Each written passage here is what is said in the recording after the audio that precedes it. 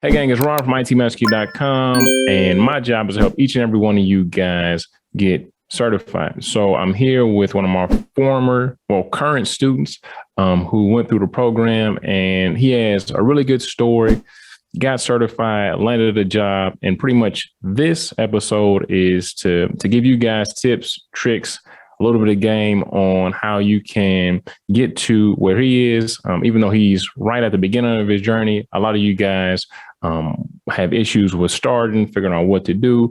And my man Jacobs here is going to help you do that. Because I know you guys hear from me a lot, but I want you to hear from the horse's mouth. Not saying that he looks like a horse, but you know, it's a saying that people say. Anyway, Jacobs, can you please introduce yourself to the family? Okay, hello everyone. How's everyone doing today? I hope everyone's doing good. My name is Jacobs. Like Robert just said, I was in his course. I took it, did, from ITF plus all the way down to security plus inside his course. After the course, I got my first IT job, and so far so great. A lot of the stuff I'm learning, I learned in the course is being applied to my job. I know not every job will tackle everything, but a lot of stuff is like, hey, I learned about this in this course. I'm like, my manager's like, hey, do you need me to review this with you? I'm like, no, I got it down. Oh, So man. yeah, so it's helping a lot.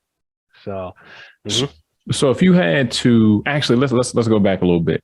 So what were you doing before you joined the program, before you got certified, before you got into tech? What were you doing? What were you doing before that?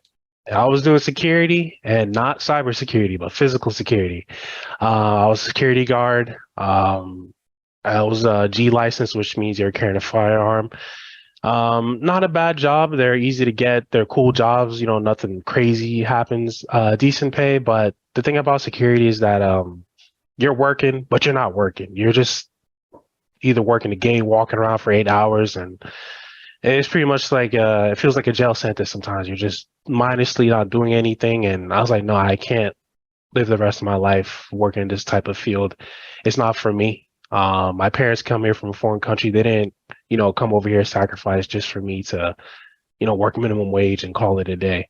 So I used to see Rob's ads all the time on YouTube. He was a guest of a show of two people I follow, Erica Williams, I believe her name is. I saw him on there, and then I saw him again on O'Shea Dujakin's channel. O'Shea. And I was like, oh, yeah, O'Shea. Shout out to him. I know he's doing this thing in Uganda, but I saw him on two channels. All right, he's on two people who I follow, I trust. I'm like, let me check it out and check out his program, see what's about, and it was a good decision. So, if you don't mind me asking, how big are you? Like, how tall are you? I'm 6'4". 6'4". Okay. Yeah. Because it's funny because I got a couple guys who were in physical security. I got a guy that what is his name? Jeffrey. So Jeffrey is 6'7", like 320, and he was doing security at a club. And it just was, he said he was making pretty okay money, but it was just really dangerous. But Yeah. you weren't in like that capacity, right? Was it dangerous, or what you think? Not every day like a nightclub would be, because you're dealing with drunk people, but Right. I was an armed guard, so you carry a gun for a reason. It could get dangerous. You have people rarely, but I used to work at a Jewish community, and Oh, yeah. never mind. I thought no. I said damn because I thought we wasn't recording. I was like, oh man. Anyway, keep going. I'm sorry. Yeah, it's probably before you edit out, but it was a safe, cool neighborhood. It had a couple schools inside of it. It was very nice and neat, but you know how this country is. Every day they get email threats like, I'm gonna come over here and do something. So every day you're getting threatened. Nothing's ever happened since that neighborhood's been around, but you never know. It just takes the day for someone to like go with their plans, and there it is. You got action. And I was like, hey, I don't get paid enough to be risking my life for this, because in security, it's not like tech where people value your skills. You're just a warm body. You quit, someone replace you in a week, tops. Yeah. So one thing I wanted to kind of highlight is that you said that your parents were from another country, right? So immigrated from another country.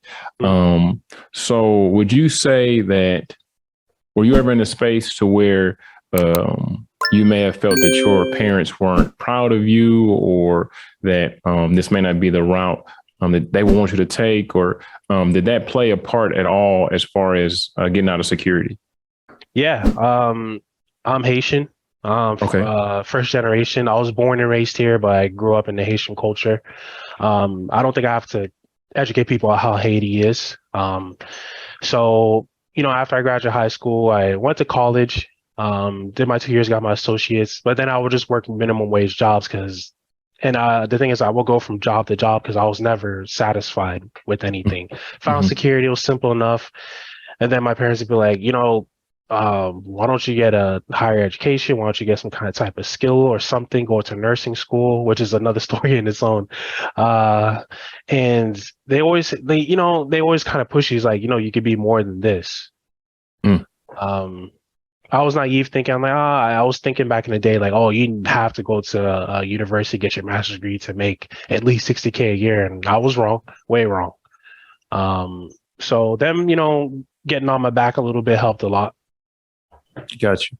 So recently, especially after what happened in 2020 and 2021, there's a lot of students coming from healthcare. Now, you mentioned nursing school. What made you not want to do that?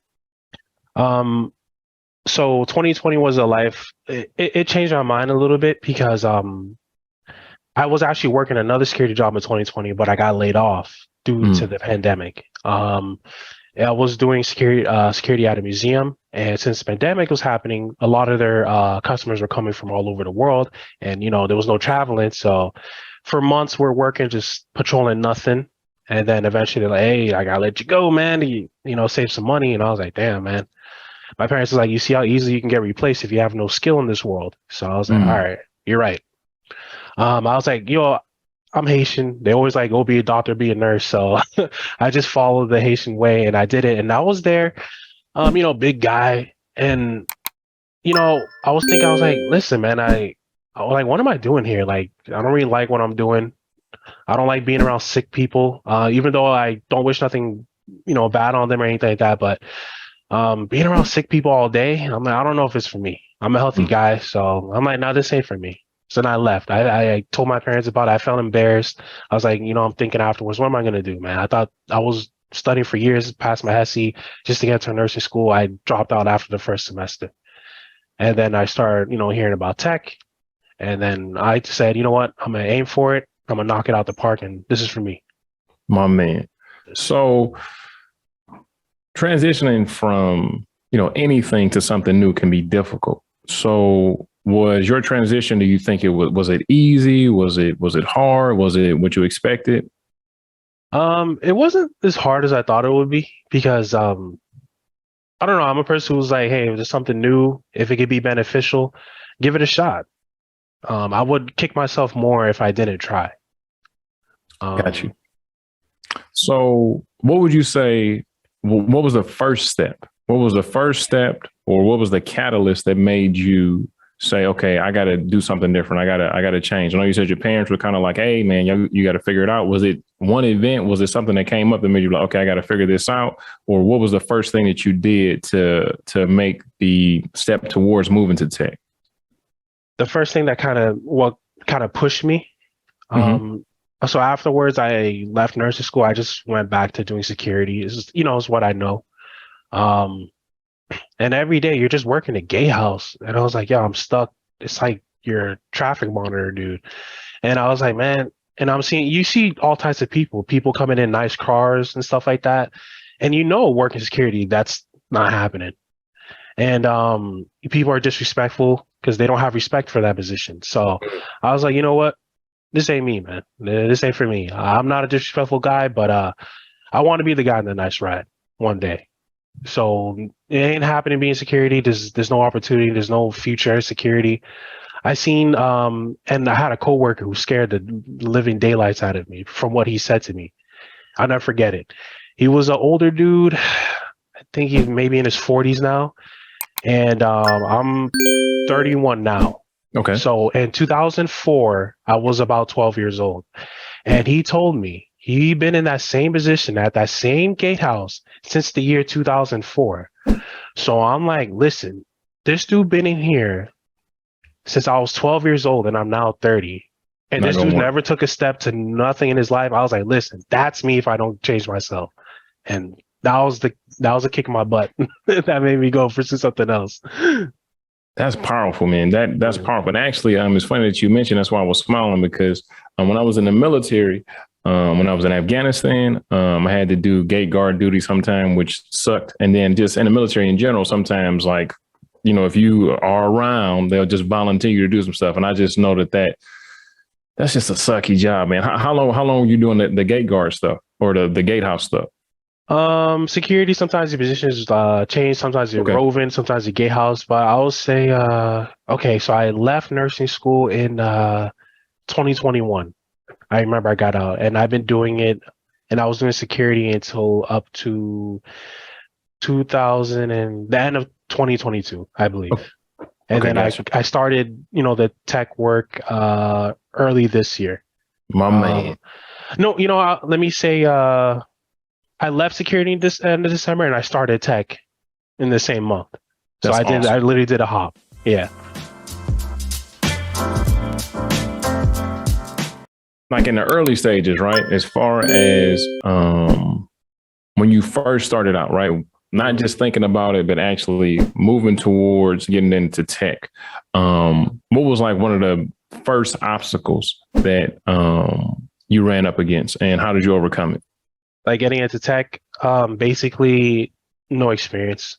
It's tech can be like most other type of careers where if you have no experience, a lot of people are not gonna want to take the risk on you. It was tough. I applied to so many jobs through Indeed, through LinkedIn, what's a ZipRecruiter, Glassdoor.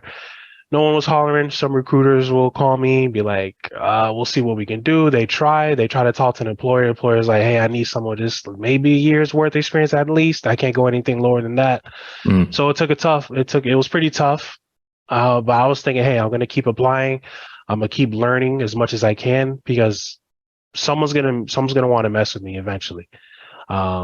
Someone did, and they loved me ever since. So Now, let's put a number on that. When you said you applied to a lot of jobs, if you had to put a number on it, what would you say? because LinkedIn, you can apply like crazy and get lost. I'm gonna say I applied to about 70 jobs. That's not bad, man. Yeah, I applied Honestly, to that's not 70 bad. jobs, and the last one hired me. Now, everybody that's listening, they're like, damn, 70 jobs. Trust me, man. A lot of times it's just a numbers game. You see what happened to Jacobs. I tell my students or tell my coaching clients hundreds of jobs. Eventually, just like Jacob, somebody will either one, give you an interview, or two, give you the opportunity. And a lot of times it's just the reps as well. Let's say that you don't get the job, but at least you get more and more comfortable with the interview process. Now, out of those applications, how many interviews do you think you got? How many interviews? I would say I at least got about 8 interviews. Okay, awesome. Got you. Now, would you say, okay, out of those interviews, honestly, how many of them do you think you completely bombed? The first couple. Okay. Because they're like, do you have experience? Do you know what this is? I'm like, I'm like, wait, I don't have my notebook. Like, you can't be looking at your notebook during an interview. So I would say the first couple I completely bombed. It was they kind of was like, yo, like, who is this guy? So it's like, what's this dude doing? Like, he probably doesn't even know how to turn on a computer. Because I was so used to I know security. If I was interviewing, for a security job, man, I can, write the whole dictionary on that. But tech was something totally new. I'm like, I don't. And they say, do you know what this is? Do you know what a MAC address is? IP address? I froze up, even though I learned all those things in your course. But when it's your first time, it's like, wait. And they like, what's a ping? I'm like, ping? So yeah, it happens. But yeah. All right. So, man, I'm proud of you. I'm glad that you landed the job. Now, Thank you. When you was going through, your journey, what certification did you get first? And do you think that that would be a good starting point, or if you could do it over again, would you start elsewhere? I pretty much follow the route that you lay off in the course. Mhm. So I did the ITF. I do know a lot of employers, they don't really care for that certification, but I did it anyway because I Mhm. just wanted to, see the words pass on the CompTIA exam board. I got it. I still, hang up the certification proud. And That's I tell right. folks, I tell my family who's thinking about getting tech and my friends, I'm like, listen, even though if you don't want to spend the money to test for the ITF, still study for it because it taught me so much basics about like hardware that I didn't know. I always thought I knew all about the hardware, but I learned a lot studying for that one. The A plus helps a lot too. People sleep on A plus. They're always saying, hey, just get security plus. I'm like, no, like, yeah, I agree with you and Kevin as well. I think you know that guy. Yeah, yeah, Start yep, from the yep. root, the basics, the roots. Like how can you get your network security plus and anything higher if you don't even know the basics of a computer? Just like the OSI model, like you can't just stop. You can't just learn the higher levels. You got to learn from the bottom up. Got you, got you, got you. Mhm. And another thing, Jacobs. So just imagine, right?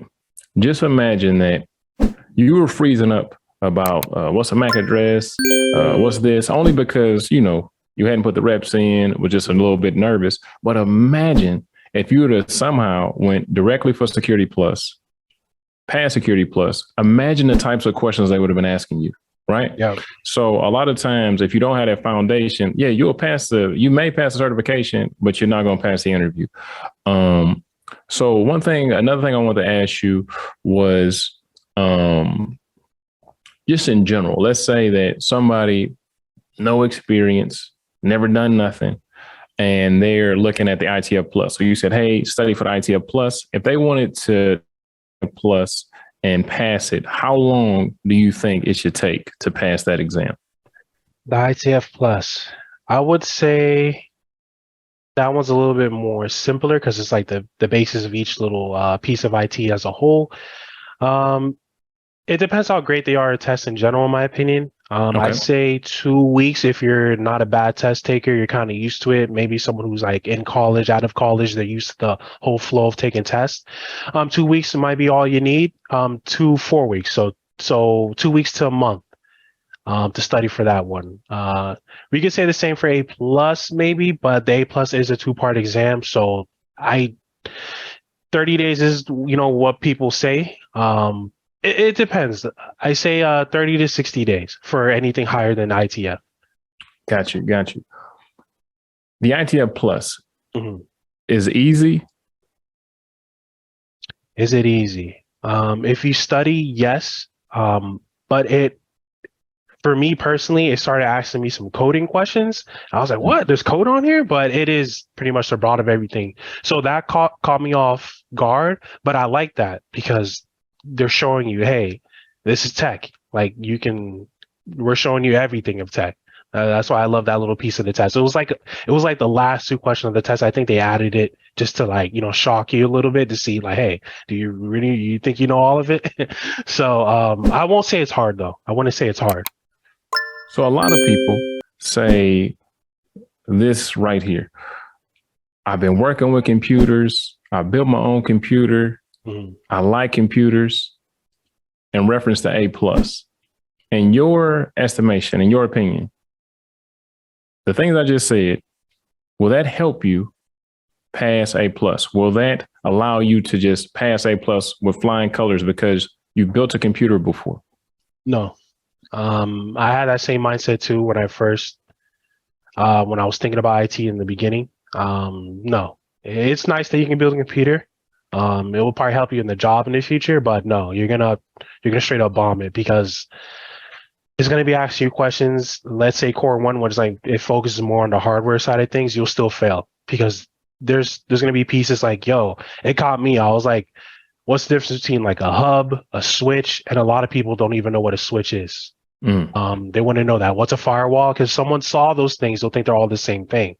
mm. And the test will ask you about that, especially core two, where it gets more on the logical side of things, the software. You're gonna definitely bomb it if all you know how to do is build a computer. You wouldn't know.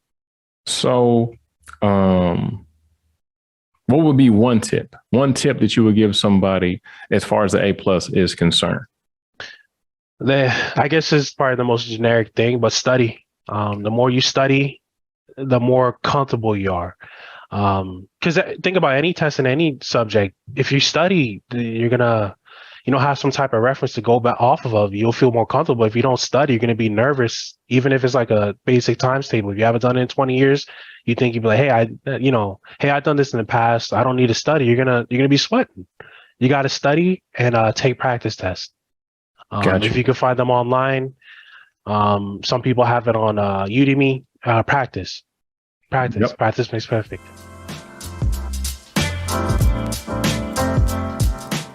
Now, this is one thing. I have my opinion on it, but I would love to hear yours. Can anybody get certified, and can anybody get into IT? Yes. Okay. I've been telling my older brother this. I told a few of my friends this. I told even random people when they ask like what I do, if that comes up in a conversation, anybody. And age too, because a lot of people feel like, hey, I'm past 40, I'm past 50, I can't do this. I'm like, it's not true. It's not. It's not. It's like anything in this world. If you stay disciplined, take your time to learn everything, eventually it all starts to click. That's how I was at my job. At first, everyone was speaking Chinese. I didn't understand no terms. And then everyone started speaking a little bit better English, you know what I mean? So everything starts to click. Same thing when I first got into the course. I was like, oh, man, like I was scratching my head. I'm like, how am I supposed to learn all this? How do all those people pass, man? It must have been really good. But once you just start taking your time studying and, like I said, practice, it starts to click in. So anyone can learn. Got you. So, let's kind of break down what would you say? What is like a day in the life of Jacobs right now as far as your job? What would that look like? The first thing I would do is come in, check any emails, see if anything was emailed to me, check my Teams program, see if there's any chats I missed or anything like that. I usually don't, but you never know who said something overnight. I would check the ticket log, make sure nobody set the ticket, after work hours. It's rare, but it can happen because some people work longer. Check tickets, and my goal is to help any, staff with any ticket issues. Check our orders because we're always ordering in more tech equipment and things like that. I also study a little bit at work if I have some downtime, but I do other things. I can't really say what in the company, but I do some other tasks that's like, meant for me to do in my free time. And it's a lot of troubleshooting. And that's a big part of the job, troubleshooting. And hardware, software, you name it. Now, what would you say, what role does mindset play in as far as your first job, right? Now, I have people that got their master's, got their doctorate, and may have to, in their eyes, maybe get knocked down a few levels. What do you think mindset and ego, like what does that play as far as your first position in IT? Because like you said, you may be doing a lot of different things, so on and so forth. So what do you think somebody's ego or their mindset, what should their mindset kind of be? I would say, like any gym you go to, keep the ego at the door is a perfect mindset to have for IT. Because it's your first IT job, help desk. Yes, your job is a lot of computer work, but sometimes you got to do a little grunt work, some physical work, putting together computer stations, because the average person working at an office doesn't know how to do these things. Right. Some people, just because you have a master's degree, like you said, some students might have, it doesn't mean you're above working. You got to troubleshoot every issue. Like I can do this. If someone says, hey, can you help me? So try not to say, oh, I don't know how to do that, I didn't learn that. Just say, do your research. Google's your friend in tech. It really is. So have a I can do attitude. I'm going to try my best to help you every single time.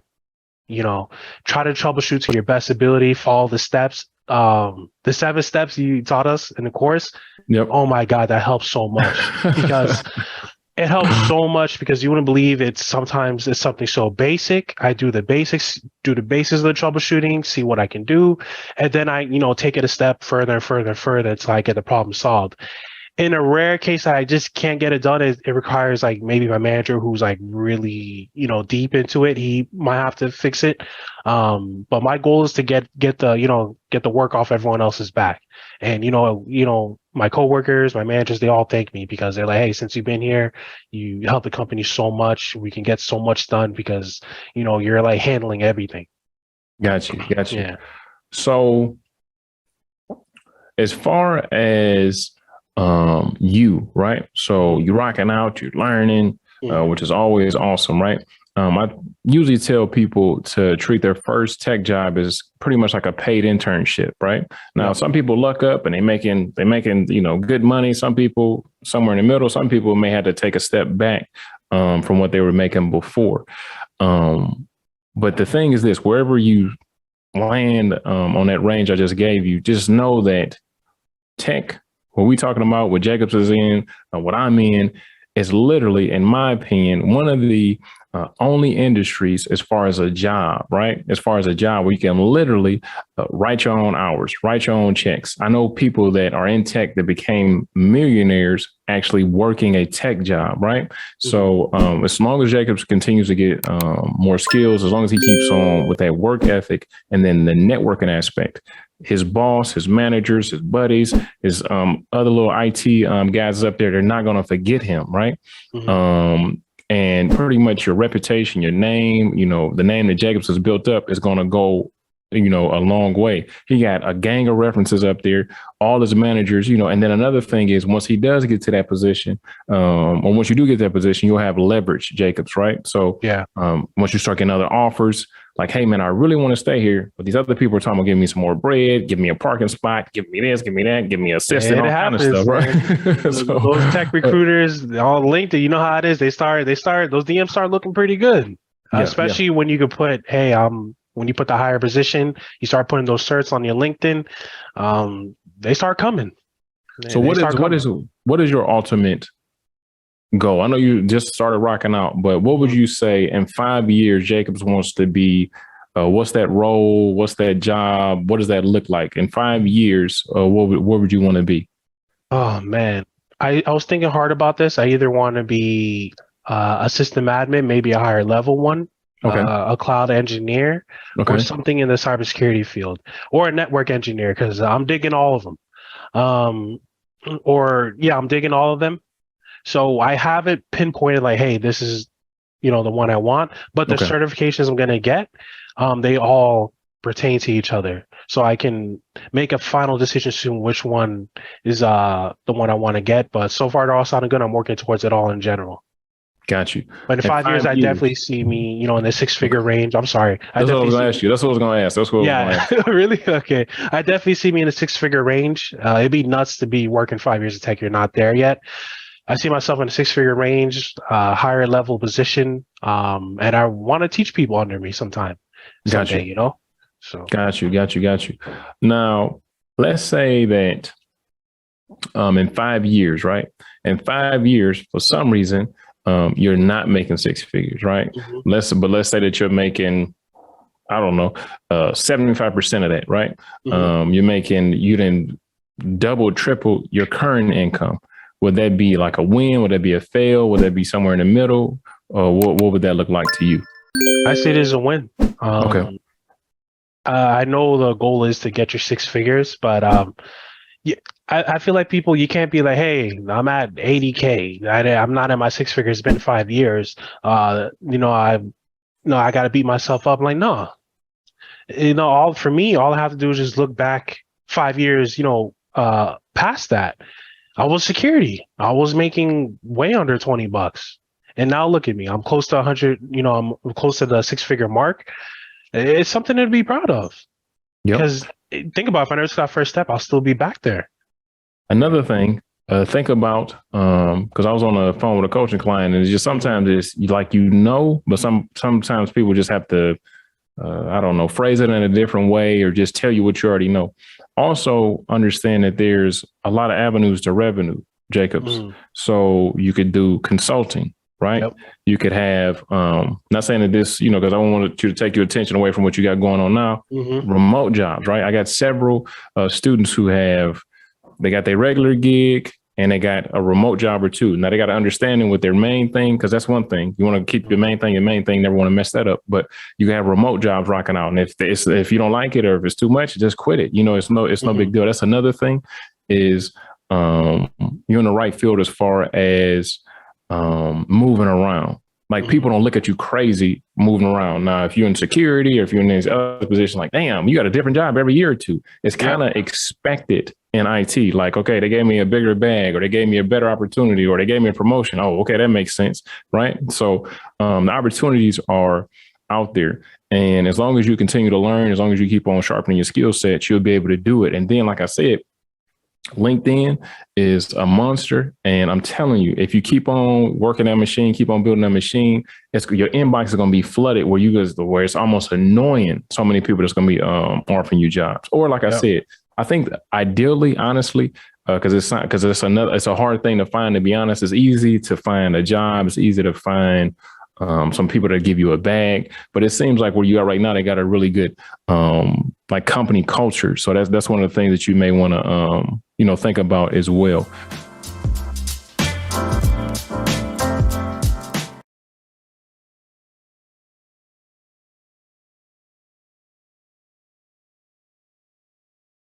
Now, you brought up Udemy.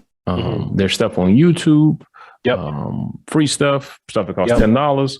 What made you decide to join my program? And would you suggest that other people, not even if it's a Zero to IT Hero program, would you suggest that other people get some type of mentorship or get in some type of program, or should they go the free route, or what would be the difference? What made you make that decision? The main reason I joined you, because like I said before, I saw you on 2 reputable YouTube channels that I respect and I follow for many years. I liked your style. I checked everything out and it checked off all the boxes in my, what I was looking for. That's what made me join it. And yeah, I would suggest to not just do it yourself. You can go that route, but you just don't know what's going to be on that test, because you might be studying, some extra stuff that you're going over 20 times and it's not even going to be on the test. It's good to know, but having a mentor, joining the right program will teach you the things you need to know to pass these tests. Okay, got you. So in your estimation, you should study up on ITF Plus, knock out the A+. Now, let's say that you listened to your buddies and you took Security Plus, right? You took Security Plus, you studied, thought you did really good, and you took an L, which was your first certification, the first time you ever did this, and you took an L. Would that have, what would that have done to your confidence? Would you have continued your journey, or would you have been discouraged, or what would that have looked like? If I for example, started at the Security Plus, right, and took an L there. Yeah, and I'm talking about a serious L, because a serious L, like it was just like, damn, was the computer even on? What's going on? Yeah, if that was me, I would be like, yo, man, I know this is probably more of the higher level cert, but it is still considered one of the entry ones, and I bombed this bad. I will probably think, is IT for me? Why did I skip pretty much the ones before it? Everyone said do the Security Plus. What happened? It worked for everyone else. What happened to me? Maybe I'm not as good as I thought I was.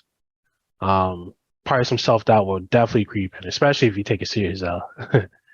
Got you. So why do you think people suggest that you take Security Plus first?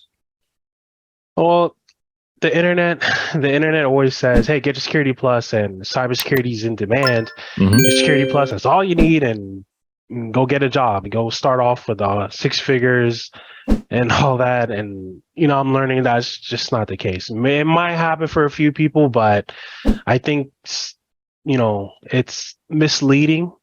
Because I think if you just know what's on the Security Plus and that's that, I don't really think that's what employers are looking for. It's nice, but certifications aren't the be all end all. Just having one cert, I don't think will do it for you. But if you have the ones before it, as well to go along with Security Plus, I think that's a good combo to have. Got you. So you kind of touched on it a little bit earlier. Would you say that the A+, was it just, okay, if I get A+, I can get a gig, or did you actually use some of the stuff that you learned in A+ on your actual job? Yeah, I do. Okay. The stuff I learned in my A+ for my job, because I do work the help desk, but even though you're working help desk, you're kind of doing other roles as well. You know how it goes in tech. You're not just the help desk dude, but it helps. Basically, I won't say what company, but I work for a sales company, you can say. They have, a lot of cubicles, a lot of agents, and they all need computers. Okay. The manager asked me, hey, can you set up a few things? Can you troubleshoot some things? And like you said, Rob, all the time, man, your job's like 70-80% troubleshooting. Yep. Like no lies, told there. And I built them all. He was like, yo, you built all this? I'm like, yeah. I know what each core does. I don't need to ask, hey, where I plug this in, where I plug that in. I know it all. On the software side of things too, the core two, you know what the CMD does, updating, security. I was kind of telling them, because the security was kind of on the low side, how to, build up security a little bit, because they're always open to ideas. So the stuff I did learn from the A+, I'm applying, to my job, which is really cool. So Jacobs, since they are open to ideas, right? They need to be open to the idea of promoting you and giving you a raise, right? Yeah. So just make sure that you are in close contact with the manager, and hey, I'm about to get this cert, I'm about to get that cert, or I'm in this internship, or I got this experience, blah blah blah. And also, if you need a reference, I got you. But just make sure that you're working closely with the manager, but also let him know, like, okay, the company goals are good, but these are my goals. Like, do I have upward mobility? Can I get promoted? Can I move and shake? Or like, what does this look like? Is there a ceiling to my earning potential? What does that look like? And I think he'll respect that. He'll kind of know the vision from you, because honestly, a lot of times people don't make the salary that they deserve, don't get the promotion they don't deserve, that they do deserve, I'm sorry, because they don't ask for it. Yeah. So just go ahead, do that that's your homework for Monday, man. Type in with him just to see what he say or what she said. Oh yeah, I already had that conversation. Okay, good, my man. Yeah. So, I told him, like, hey, listen, my teacher for my course, he says you shouldn't stay in the help desk role for more than a year tops. He's like, yeah. So we're working on for me to become a system admin. So, so once I believe they want me to get the AWS practitioner shirt. I believe it's the first one. And they'll pay for it. They're paying for it, because their goal is to eventually, because the company's growing, they eventually want me to become the system admin for the company and then hire someone else as the help desk. They there's about 4 or 5 other folks in the IT department. The goal is to get everyone up and then hire more underneath us. So I'm like, hey, I'm down with it. You guys are paying for certs. You can't go wrong with that.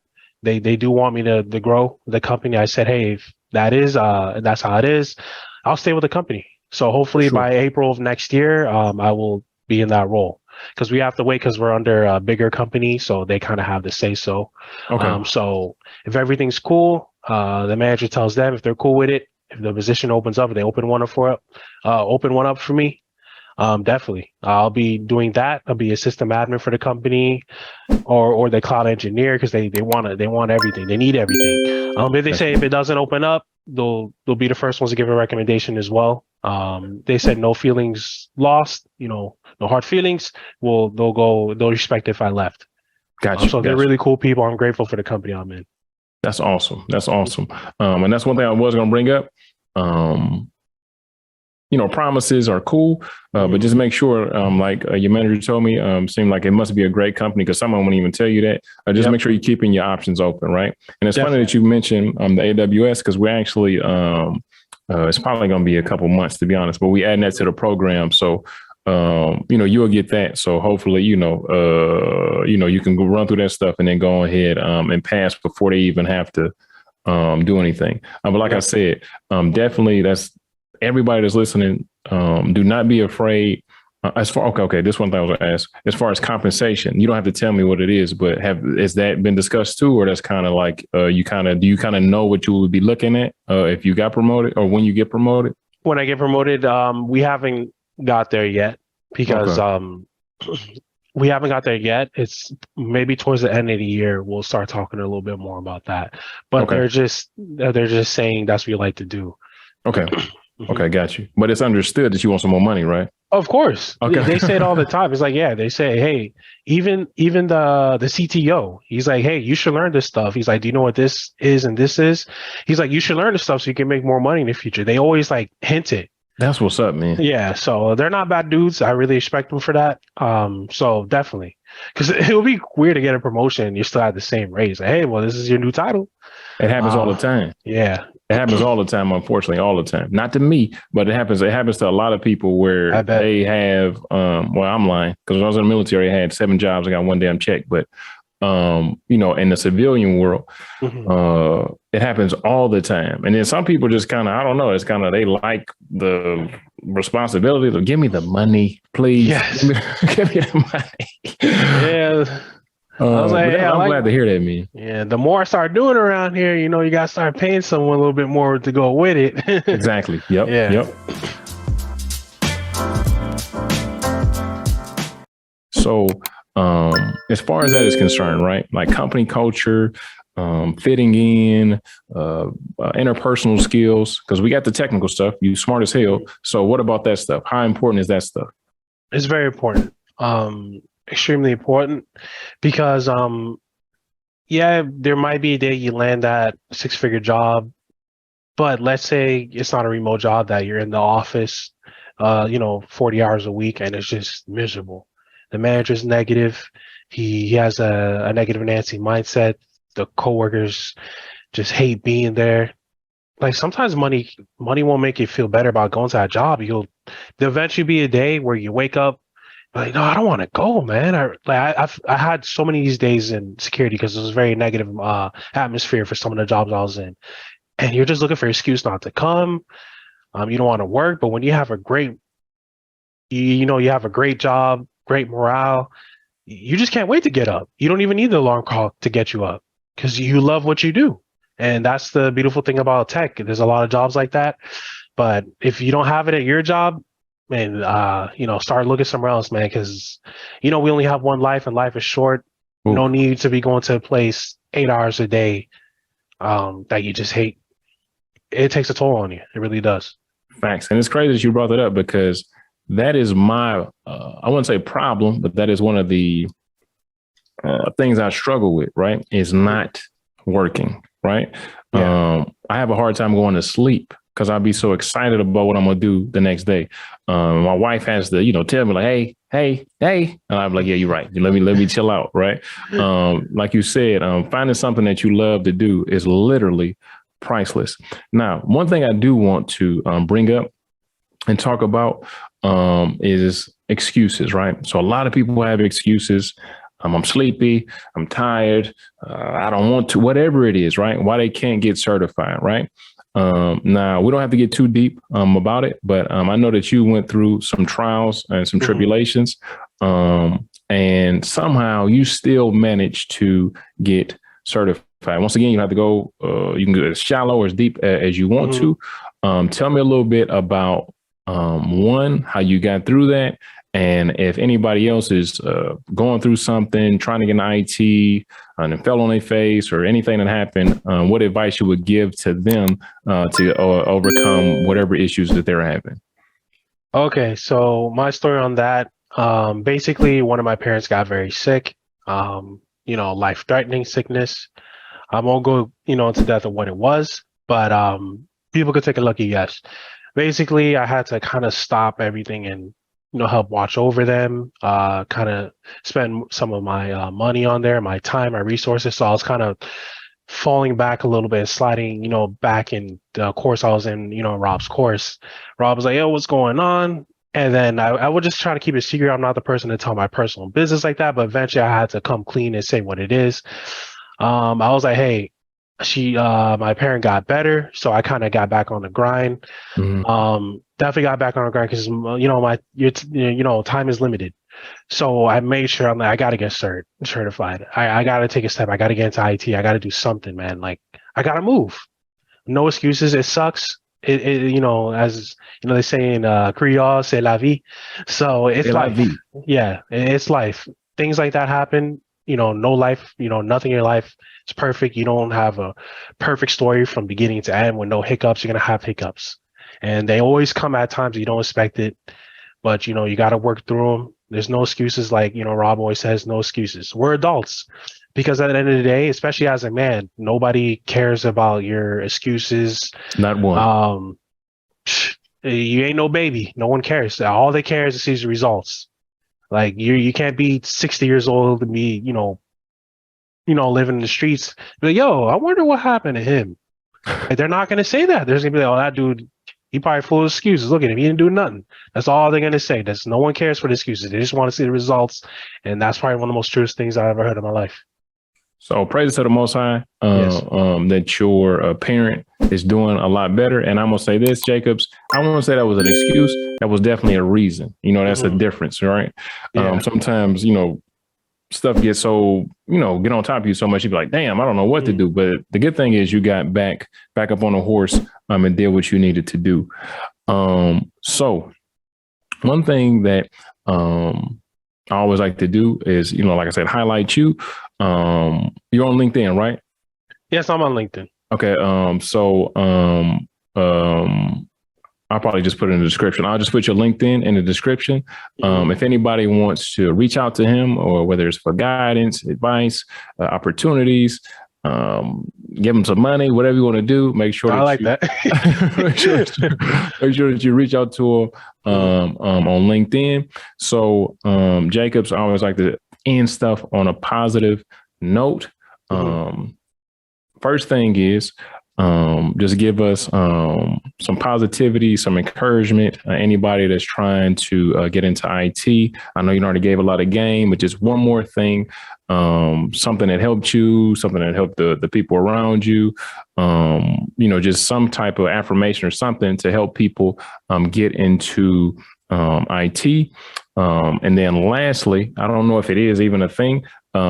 How do you say see you in class in Creole? If it's see you in class and it is what it is, if it's something else, let me know. But answer the first question first, please.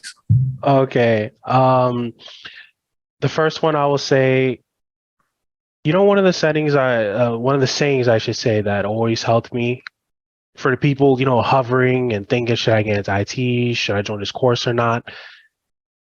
I was just telling one of my younger friends, he's only 19. Young guys going through, he's thinking about, should he do this? Because, his friends are into, not the right things. I said, listen, always do something in your life, say it's IT or not, that your future self 5 years from now will say, thank you for doing that for me. You want your older self to look back and you be like, yo, thanks. Thank you for putting in that work, Right. And I totally agree with that when it comes to IT. Just do it, man. Because I know it sucks at first. You might not want to, but once you start moving and you actually accomplish it, it feels great. Because you get the monkey off your back. But 5 years from now, if you still haven't took a step, it's going to eat at you. It's going to be even worse. It's going to hurt even more. Procrastination, it hurts. Man, that's another saying. Procrastination is death by 1,000 cuts, right? Don't put off, what you can do today till tomorrow. So Creole, see you in class. Is it a way to say that or no? We'll say school. School? Yeah, we'll see you in school. We're going to see you in school, but in Creole. Not well. Okay. I'm about to say, damn, ain't that English? Oh, well, yeah. Okay. Not well under l'école. Not. I don't know if my tongue even. Yeah. One more time. I'm American born, so my Creole isn't the best, but okay. Nap we u under l'école.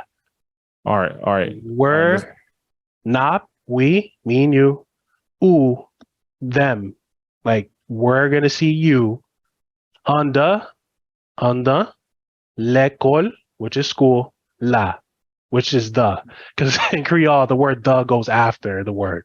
Wow. So okay. Yeah. So, my man, I'm not even gonna try it. I'm just trying to have a damn seizure trying to all say good. All right, so thank you so much for everything. Like I said, I'm super proud of you. I'm pretty sure you're gonna keep on ascending, doing what you need to do. And in English, I'll see you guys in class.